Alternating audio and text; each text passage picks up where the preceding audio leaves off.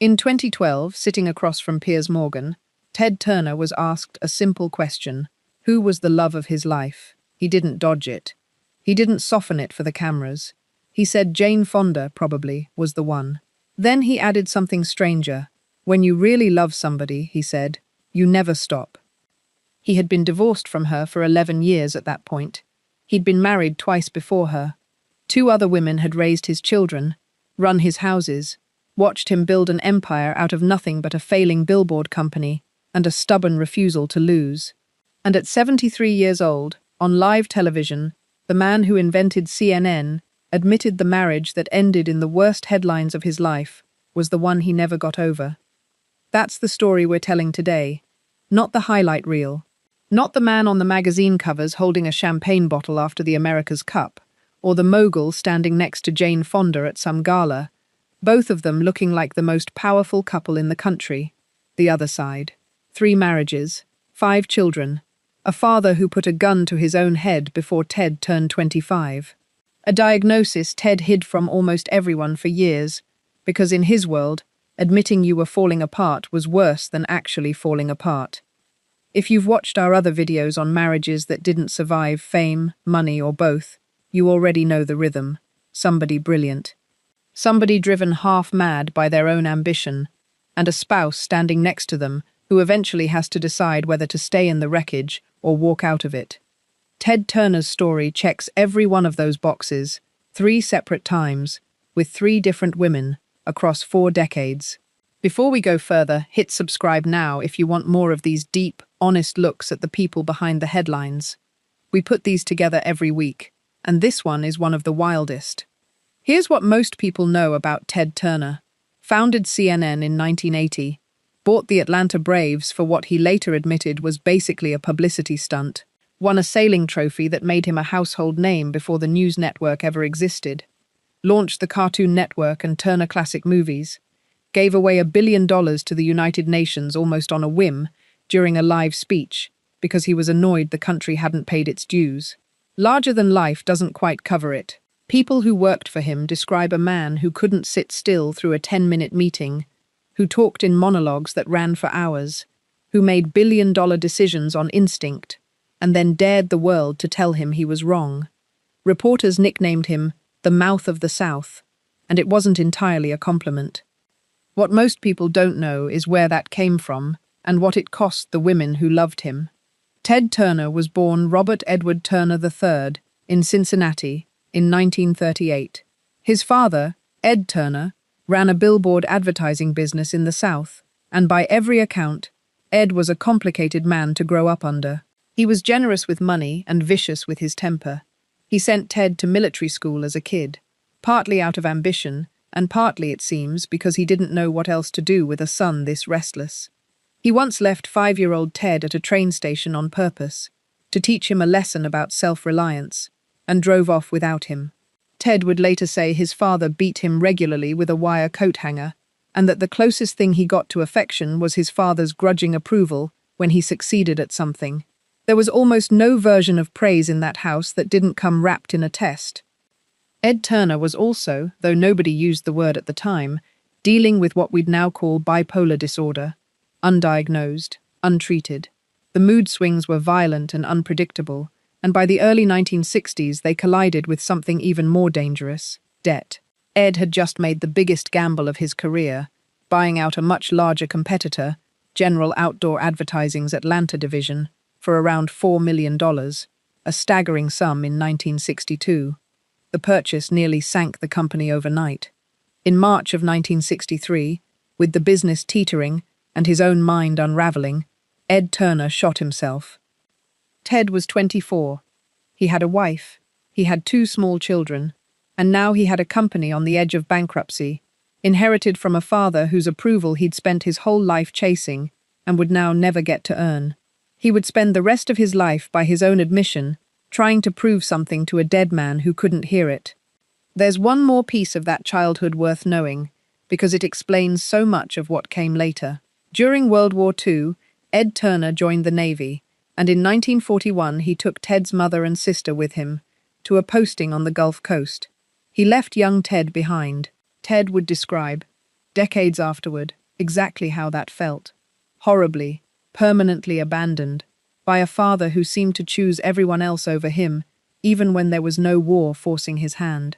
A boy who grows up being left at train stations and left behind for the Navy learns a particular lesson early. Love in that house was conditional, and it was earned, and it could be withdrawn without warning. Ted carried that lesson into every relationship he ever built, romantic or professional, for the rest of his life. That's the man who walked into his first marriage. Let's go back a few years, to before any of this happened, to a young man at Brown University who was about to meet the first woman who would try to build a life with him. Judy Nye was the daughter of a champion sailor, and sailing runs through this entire story more than most people realize. Ted met her in 1959, while he was a student, and by every account it was fast and it was intense, which would turn out to be the pattern for the rest of his life.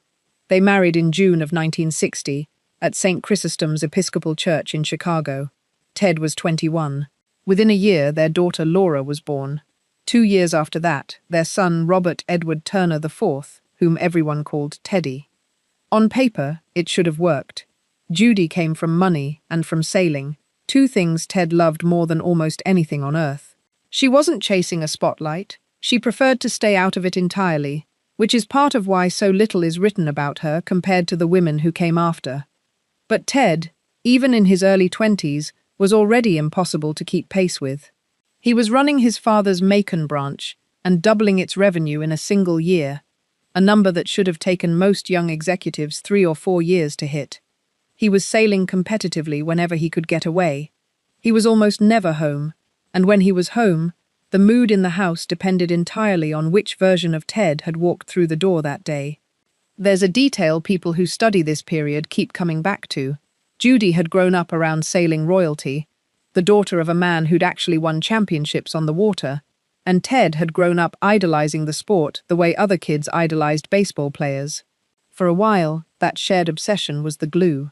They'd talk boats the way other young couples talked about mortgages or vacations, and by most accounts, those early years, before the business collapsed and before the funeral, were genuinely happy ones. It just wasn't built to survive what came next. Then came 1963, and the gunshot in his father's office, and everything after that happened at double speed. Ted took over a company that was, by his own later admission, functionally bankrupt, sitting on debt nobody was sure could ever be repaid. He worked himself half to death trying to save it, sleeping in his office, flying to meetings on no notice, cutting deals that terrified his own board. And whatever room was left in his life for a marriage got smaller and smaller until there wasn't any left at all. Judy and Ted divorced in 1964. It was quiet, at least compared to what would come later. No public scandal, no tabloid war, no reporters camped outside a courthouse. Just 2 children who would grow up mostly in their mother's world, largely out of the spotlight their father was about to walk directly into. Judy never sought attention afterward, and she mostly got what she wanted. While Ted's name was turning up in national magazines within a decade and a half of their split, Judy raised Laura and Teddy well away from cameras, and to this day far less is documented about her life than about either of the 2 women who followed her. That's not an accident of history. It's the result of a deliberate choice to stay out of a spotlight that, by every indication, would only have grown brighter and harder to escape the longer she stayed connected to the man at its center. We're going to spend the rest of this video on the 2 marriages that followed, because that's where the story gets genuinely wild. A second wife who watched him build CNN from nothing and got him into a psychiatrist's office when he was falling apart, and a third marriage to one of the most famous women on the planet, one that ended with Ted, years later, still calling her the love of his life on national television. Stick around, because the middle of this story includes a suicidal media mogul, a decade-long marriage most people don't even remember happened, an America's Cup win that changed his entire public image overnight, and a divorce from Jane Fonda that Ted never fully explained in public until it was far too late for it to matter. Ted didn't stay single long. Barely a month after the divorce from Judy was finalized, he married again.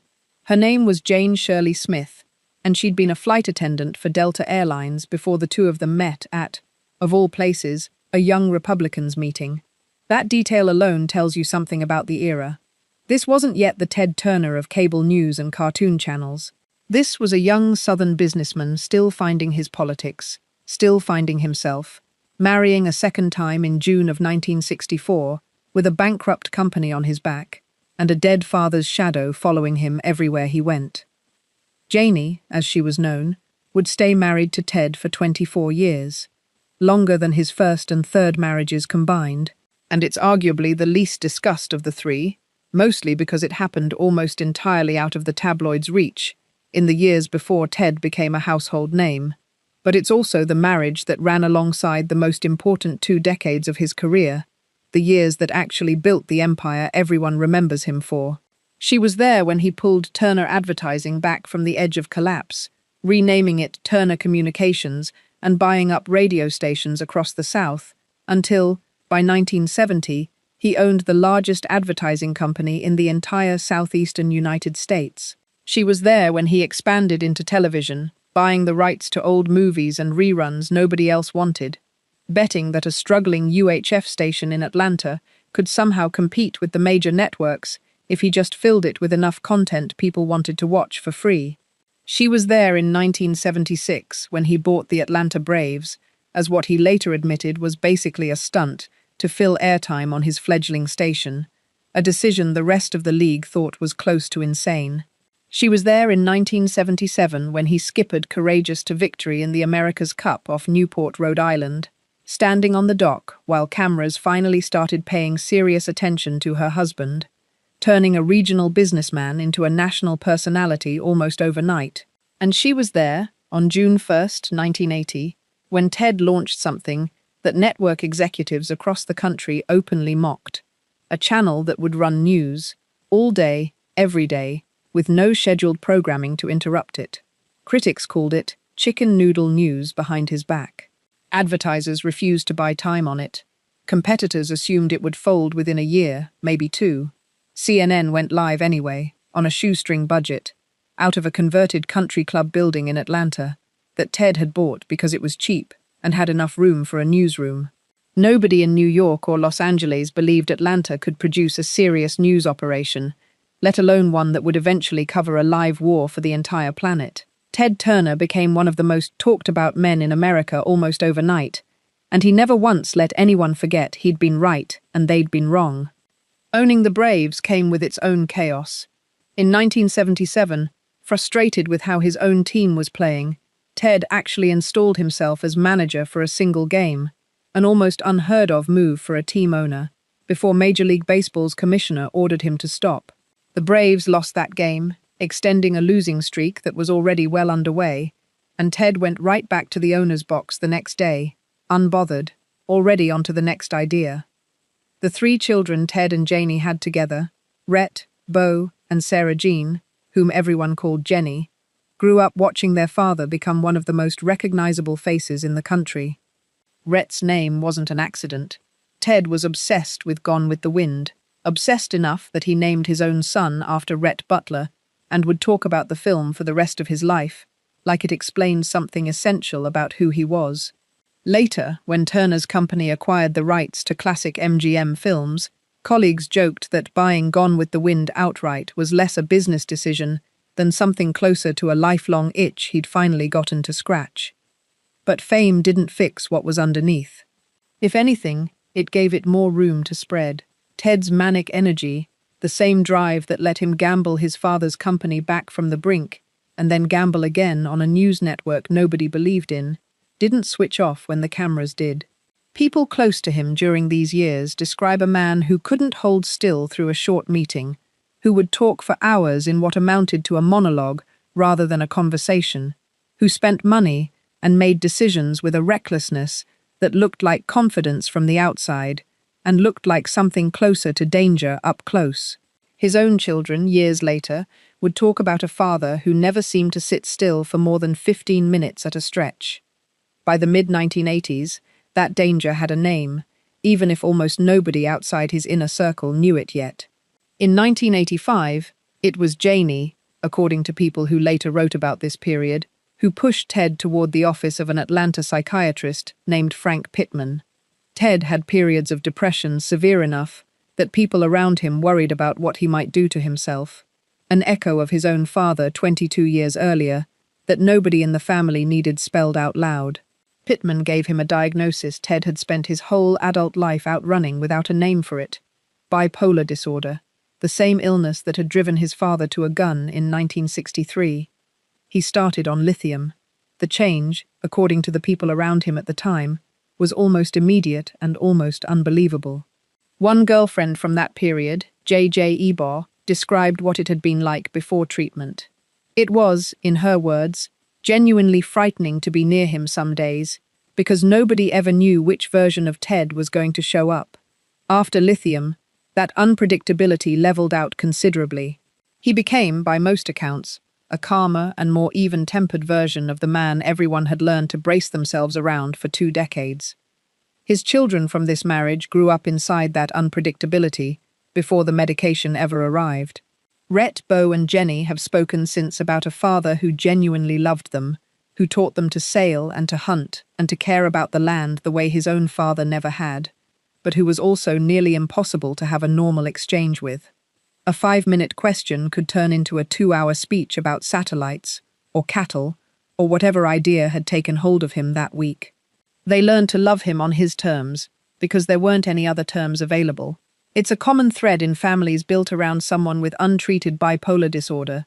The children adapt long before anyone gets a diagnosis, because adapting is the only option on the table. It's worth sitting with that timeline for a second. Ted Turner built the empire, CNN, the Braves, the America's Cup, all of it, while undiagnosed and untreated, riding waves of mania that terrified the people closest to him, and just happened to also make him wildly, historically successful. The diagnosis and the treatment came after the business was already built, which means the marriage that gave him the stability to finally get help was also the marriage that had absorbed 20 years of the illness before anyone in his life put a name to it. That marriage ended in 1988. After 24 years and 3 children, Ted and Janie divorced. There wasn't a single explosive scandal attached to it the way there would be with his next marriage. It reads, in most accounts, as a slow exhaustion rather than a single betrayal. 2 decades of a life lived at a pace almost nobody could sustain, ending quietly compared to what was coming. What was coming was Jane Fonda. Ted and Jane began seeing each other in 1990, not long after Fonda separated from her second husband, the political activist Tom Hayden. On paper, it looked like a mismatch built for tabloid headlines. A Hollywood actress with a decades-long career and a track record of political activism, paired with a southern media tycoon who'd spent the 80s building the most powerful news network in the world and buying professional sports teams for fun. In practice, the two of them fell into something that both later described as genuinely intense, fast, and consuming, not unlike the way Ted had fallen into his first marriage 30 years earlier, except now with cameras following every step of it. They married in 1991. For a decade, they were arguably the most famous couple in America that wasn't in the movies, a media mogul and a movie star, showing up together at events, at galas, at his enormous ranches, which by this point stretched across roughly 2 million acres, more private land than almost anyone else in the country owned. Fonda later described adjusting her entire life around his. She gave up acting for years during the marriage, something she has spoken about candidly since, describing how completely she folded herself into his world of ranches, cattle, and conservation. Ted was, during these years, at the absolute height of his power. CNN had covered the Gulf War live and become required viewing across the planet, the first time in history that a war had been broadcast to a global audience in real time as it happened. He'd go on to donate $1 billion to the United Nations in 1997, one of the largest single philanthropic gifts in American history at the time, reportedly announced almost spontaneously during a speech because he was irritated that the United States was behind on its dues to the organization. He later put another $250 million into the Nuclear Threat Initiative, an effort to reduce the world's stockpile of nuclear weapons, a cause that had almost nothing to do with television and everything to do with a man trying to leave the planet slightly less likely to destroy itself. Life on the ranches during those years had its own rhythm. Ted had become obsessed with bison, buying herds and converting cattle land across his properties in Montana, New Mexico, and Nebraska into something closer to a private restoration project for an animal that had nearly vanished from the continent a century earlier. Fonda would later describe those years on the land fondly, riding out with him across properties so large you could drive for an hour and still be on Turner ground. It was a version of Ted that almost nobody who only knew him from CNN broadcasts ever got to see. Quieter, out of the suit, happiest with dirt on his boots. And through all of it, Fonda later said, she watched a man whose mind moved faster than almost anyone could keep up with, who couldn't hold a normal conversation without it turning into an hours-long monologue, who never seemed to slow down, even when slowing down was exactly what the moment called for. She has spoken since about his intensity and his mood swings, describing him with real affection, but also real honesty about how difficult it was to live inside that pace year after year. Fonda had stepped away from acting almost entirely for the length of the marriage, a decision she's revisited publicly many times since, describing it as something she chose willingly at the time, and questioned more and more as the years went on. She was, by then, already one of the most accomplished actresses of her generation, an Academy Award winner with a career most performers would consider a full life's work on its own. She folded that career into his world of ranches and cattle and conservation projects instead, and by her own later account, it took her years afterward to understand how much of herself she'd set down in order to do it. The marriage ended in 2001. It's widely understood that Ted's bipolar disorder, even managed, even medicated, was part of what finally pulled the two of them apart, alongside the ordinary strain of two enormous careers and two enormous personalities trying to occupy the same house. There wasn't one clean, tabloid-ready scandal to point to the way there sometimes is with divorces this famous. It reads more like two people who loved each other hard and fast, the way Ted seemed to do everything, and simply couldn't sustain it at that speed forever. If you've made it this far, you already know these stories rarely end with a villain and a victim. They end with two people who wanted different things at the same volume. And we've got one more turn in this story before we close it out, because 11 years after that divorce, on live television, Ted Turner said something about Jane Fonda that changed how a lot of people understood this whole story. If a video like this is the kind of thing you want more of, now's the moment to subscribe, because we're about to get into exactly what he said, what happened to him in the years after, and why all of it mattered so much more than anyone realized when the cameras were rolling. By 2012, Ted Turner's life looked almost nothing like the one he'd built in his 40s. His media companies had been folded into Time Warner years earlier, in the merger with AOL that he later called one of the worst decisions of his life, a deal that cost him roughly 80% of his personal fortune when the dot-com bubble collapsed. His empire, once one of the largest privately controlled media operations in the country, had been absorbed into somebody else's org chart. He'd spent the years since largely on conservation, becoming one of the biggest private landowners in America, restoring bison herds across his ranches, and pouring money into environmental causes most billionaires wouldn't touch. And then he sat down across from Piers Morgan and, without much prompting, told the truth about the marriage that had ended over a decade earlier. Jane Fonda, he said, was probably the love of his life. He didn't dress it up. He said that when you really love someone, you never stop, whatever comes after. It's a strange thing to hear from a man who'd been married 3 times, who'd built and lost and rebuilt fortunes, who'd spent decades being described by the people who loved him as someone who moved too fast for anyone to hold on to. Judy Nye gave him 2 children, and the first 4 years of a marriage that couldn't survive his father's suicide and the collapse of the family business. Jane Shirley Smith gave him 24 years, 3 more children, an America's Cup win, the birth of CNN, and the stability that eventually got him into a psychiatrist's office when he needed it most, only for the marriage itself to run out of road, right around the time the treatment started working. And Jane Fonda gave him a decade at the absolute peak of his power and fame, and got, in return, a man whose mind simply would not slow down, not even for her. In his later years, Ted's health became its own quiet tragedy, layered on top of everything else. He was eventually diagnosed with Lewy body dementia, a condition that brought its own confusion and decline, something he spoke about publicly in an effort to help others facing the same diagnosis, the same way he'd once spoken openly about his bipolar disorder, back when almost nobody with his level of fame was willing to admit to psychiatric treatment at all.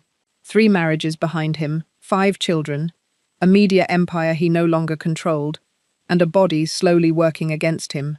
He kept showing up anyway. His children from all 3 marriages have gone on to run parts of his conservation empire themselves, overseeing the bison herds and the ranchland restoration projects their father poured his last decades into.